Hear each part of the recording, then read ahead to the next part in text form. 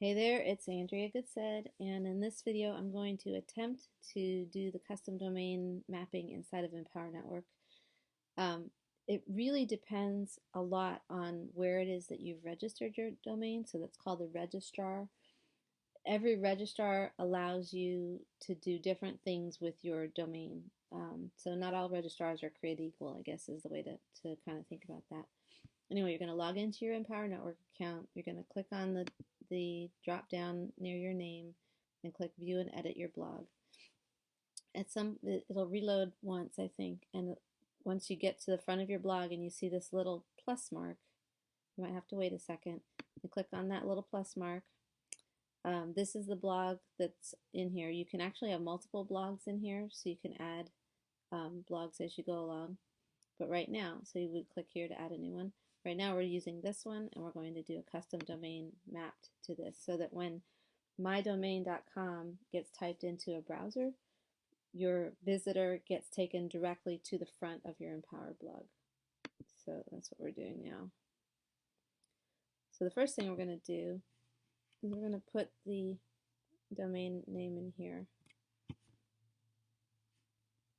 That's the name that we have already, you have to start at the registrar, get the name that you want. I use dynadot.com because it's extremely easy to manipulate things inside of there. There's not a lot of ads and so forth.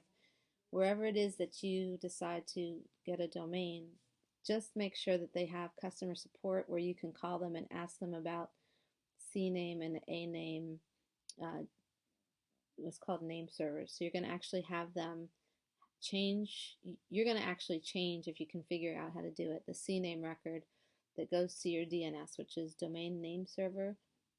A name server is what tells, it's like an address that tells your domain where to look for the material, the files that it's supposed to take people to. So in this case, Empower Network is the host company. They're hosting the files, they're hosting the blogs, and all we're doing is taking a registrar bought domain name and pointing it by way of this CNAME record for the DNS, which is domain name server. So we're changing the name servers to recognize that when you type in that domain, take me to these files, please.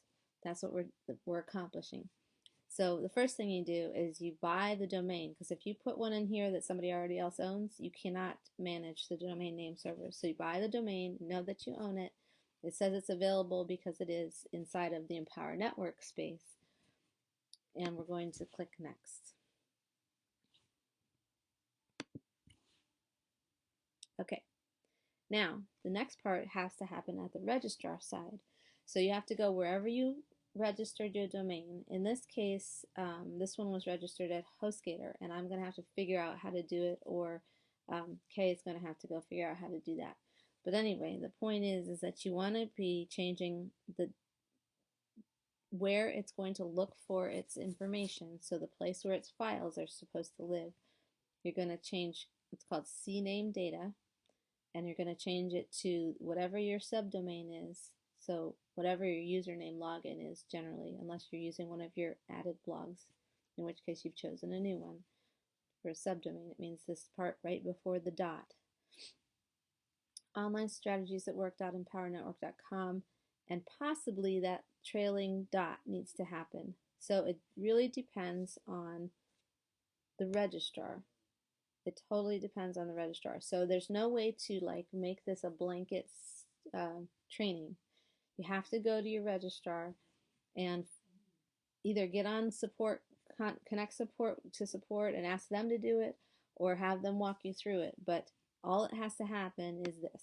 CNAME data would be this, with or without the trailing dot. And that, you know, if you're doing it yourself, it might mean trying twice. I don't know. So that's as simple as it is. And then you verify custom domain by clicking here, and then it's all hooked together. Then Empower Network and the domain know to be speaking to each other when your visitors go to whatever domain.com you've chosen. All right, so I'm not going to be able to do the CNAME side for everybody because it's all going to be different. If I could do one, it would be the Dynadot one. So I hope that helps. Really, the thing to do is not to try to figure it out yourself. Get on the phone, get on customer support, get on the instant chat, whatever you need to do with the place that you register your domains. I guess if you want one that is Dynadot, or maybe I've done one already and it's on this page, but if you want one that's Dynadot, you want to go get a new domain, then go ahead and do that, and then you can follow the Dynadot ones, which are super straightforward. Okie dokie. Oh, one other thing you have to do, you have to not connect a domain that you want. Let's say that lifechangingmatters.com was an existing blog. There is apparently a way to do a subdomain redirect, so you could make a subdomain on that domain and then redirect it to the CNAME part. All of this stuff, if it's beyond you technically, you really just need to be hiring somebody to do it. Okay, so there is a way. If you have, the best way to do it, in my opinion, is to have a clean domain that you have nothing on, that you just point this to, so that when they go to the straight domain, it ends up at your Empower Network blog. Mine is winwithblogging.com. It's completely dedicated just to my Empower Network blog, period. It was very easy to set up. Okay, so that's my suggestion, is to contact your support for the CNAME side. And that's it.